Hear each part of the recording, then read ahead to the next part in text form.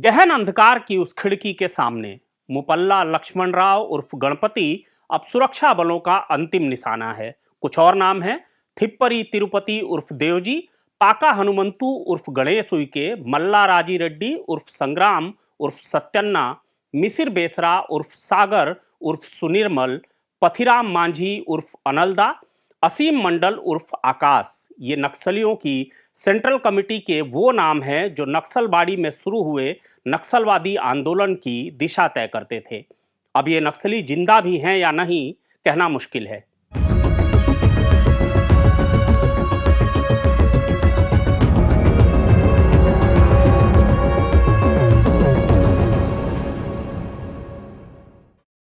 ITSA Hospital, on a mission towards a healthy world. Our 350-bed hospital with 3 dedicated wings, multi-specialty, pediatrics और wellness. यहाँ मिलता है world class treatment, health care, hospitality और harmony का perfect blend, और central India का सबसे बड़ा पीडियाट्रिक हॉस्पिटल। गेट और हैंड ट्रेनिंग के लिए cutting edge robotic physiotherapy and rehab. We are here to change the way you feel about hospitals. It's a hospital, near Ambuja mall, Raipur. नमस्कार, जरूरी बात में आपका स्वागत है। आप देख रहे हैं सेंट्रल गोंडवाना खबर और मैं हूं राघवेंद्र। 2004 में सीपीआई माओवादी के गठन के बाद से 2018 तक इस संगठन का महासचिव रह चुका मुपल्ला लक्ष्मण राव उर्फ गणपति अब कहां है, कहना मुश्किल है। सेंट्रल गोंडवाना खबर के पास जो जानकारियां हैं उसके अनुसार 2023 तक बस्तर के घने जंगल ही गणपति का ठिकाना थे। उसके बाद तरह तरह की अफवाहें हैं। भारतीय माओवादी आंदोलन में कभी गणपति के नाम से गूंजने वाला यह नाम आज शायद किसी अंधेरी खिड़की के सामने शांत बैठा हो। यह खिड़की केवल एक कमरे की खिड़की नहीं, बल्कि उनकी पूरी जिंदगी की सकरी थकी हुई सुरंग जैसी है, जिसके उस पार धुंधला सा अतीत और बिल्कुल अनिश्चित भविष्य फैला हुआ है। 70 के दशक में जिस क्रांति की धड़कन बनने का गणपति ने फैसला किया था, 2025 आते आते वह धड़कन अब बेहद धीमी हो चली है, जैसे किसी पुरानी घड़ी की टिक टिक जिसका पेंडुलम अब बंद होने ही वाला हो। 16 जून 1949 को आंध्र प्रदेश के बीरपुर जगत्याल में उच्च जाति के वेलामा जमींदार परिवार में पैदा हुआ यह नक्सली नेता उम्र के उस पड़ाव पर है जहां इंसान अपने जीवन को जैसे हथेलियों में रखकर देखता है।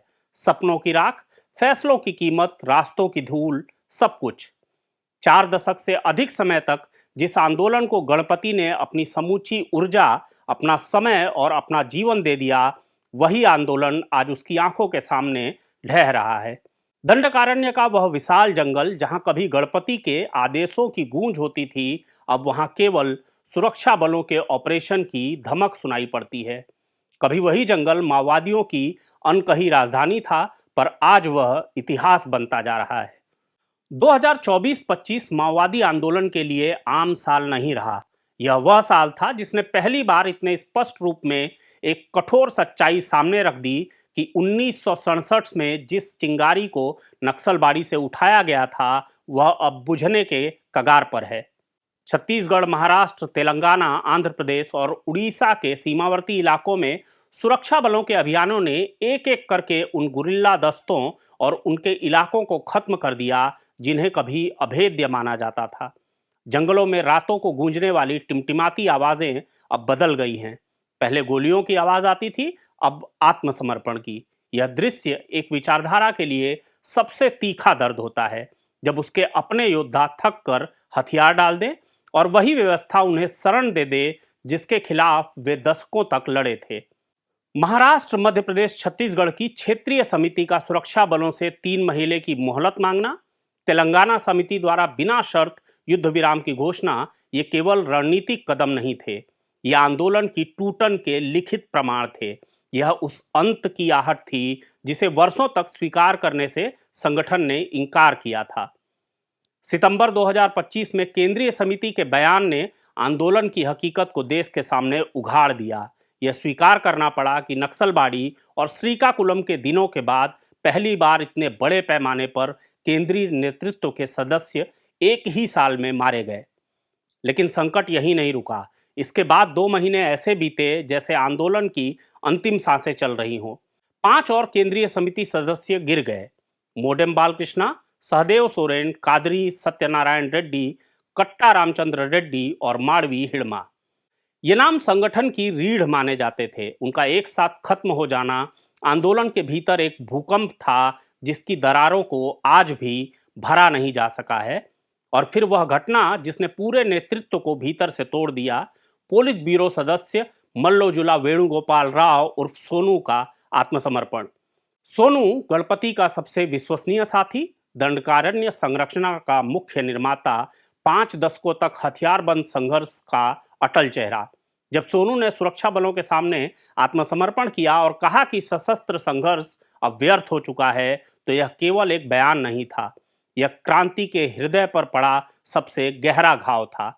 सोनू ने 227 हथियार भी सौंप दिए, लोहे और स्टील के नहीं, बल्कि उन सपनों के भी जो कभी हर नए भर्ती हुए नक्सली के आंखों को दिखाए जाते थे।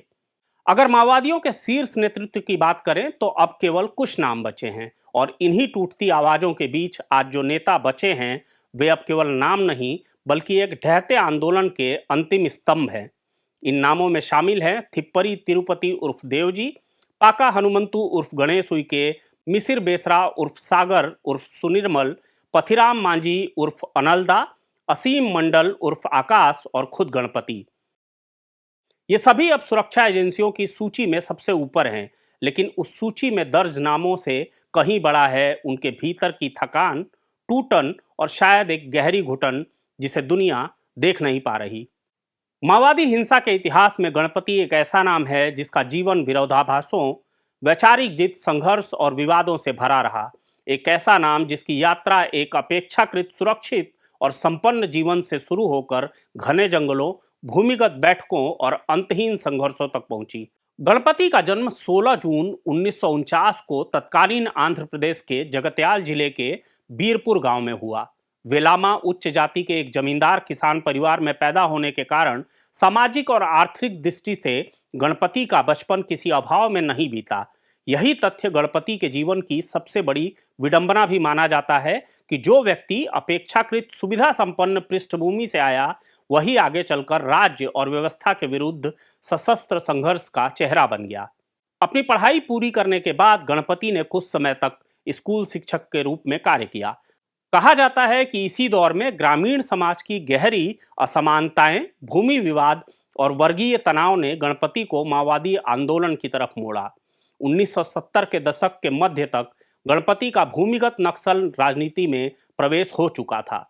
1976 के आसपास गणपति का जुड़ाव कोंडापल्ली सीतारमैया के नेतृत्व वाले दस्ते से हुआ। इसी दौर में आदिलाबाद जिले के तपलपुर में स्थानीय मुखिया पीतांबर राव की हत्या तथा बाद में उसके परिवार के कुछ सदस्यों और अन्य ग्रामीणों की हत्या जैसी घटनाएं सामने आई। ये घटनाएं आज भी गहरे विवाद और आलोचना का विषय हैं और गणपति के जीवन पर एक कठोर रक्त रंजित छाया की तरह दर्ज हैं।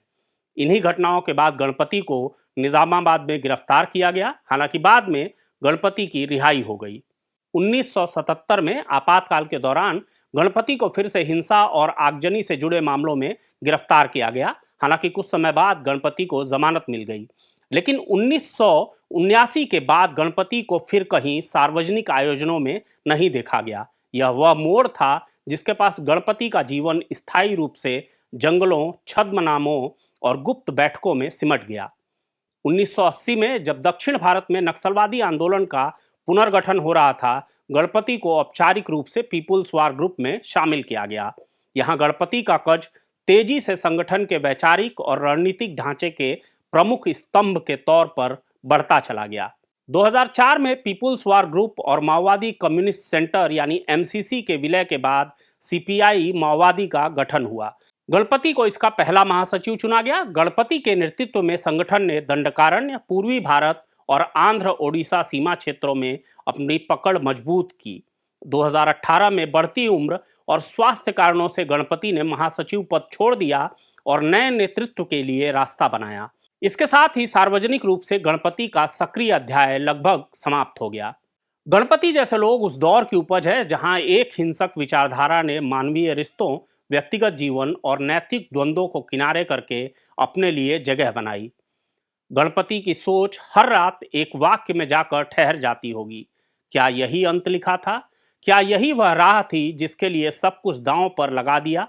क्या इतने वर्षों की लड़ाई, इतने सपनों का बोझ और इतनी जानों की कीमत आखिर इसी मोड़ पर आनी थी? नक्सली हिंसा के इस सबसे बड़े चेहरे को समय ने सब कुछ दिखाया।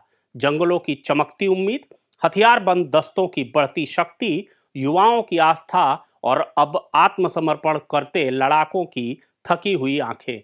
हिंसक और क्रूर नक्सलियों का उसी तरह से अंत।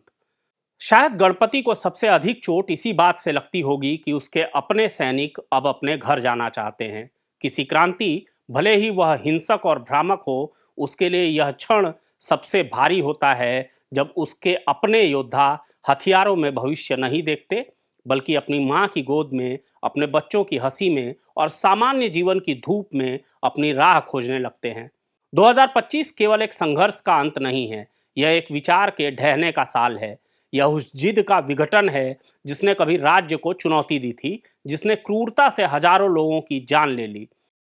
माओवादी आंदोलन जिस मोड़ पर है, वहां केवल हार या जीत की बात नहीं, वहां विचार, इतिहास, हिंसा, त्याग और इंसानी संवेदनाएं एक दूसरे से टकरा रही हैं। और इस टकराहट की सबसे गहरी प्रतिध्वनि शायद गणपति के भीतर गूंज रही होगी, उसी बेचैनी की तरह जो तब जन्म लेती है जब किसी को अपने जीवन की पूरी कहानी को नए अर्थों में पढ़ना पड़ता है। किसी अकेली खिड़की के सामने अंधेरे में बैठा एक बूढ़ा व्यक्ति आज शायद यही कर रहा होगा, अपने हिंसक अतीत को, अपने वर्तमान को और अपने भविष्य की धुंध को समझने की कोशिश। जरूरी बात में फिर किसी बात पर बात होगी। इस तरह की खबरों को देखने के लिए आप हमारे चैनल को लाइक, शेयर और सब्सक्राइब जरूर करें। हमेशा की तरह हमें अपनी खबरों पर आपके कमेंट्स का भी इंतजार रहता है। नमस्कार।